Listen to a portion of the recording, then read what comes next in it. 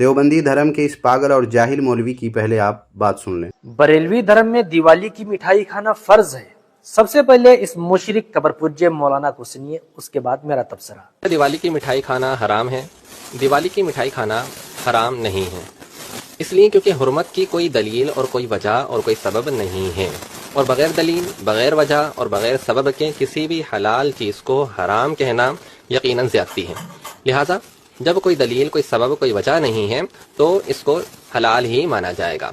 अगर कोई शख्स दिवाली की मिठाई खा लेता है या फिर ले लेता है तो इसकी इजाज़त है, गुंजाइश मौजूद है। सुना आपने सामाईन, इन्होंने दिवाली की मिठाई खाना फ़र्ज़ है ये तो नहीं कहा, बल्कि सिर्फ इतना कहा कि गुंजाइश मौजूद है।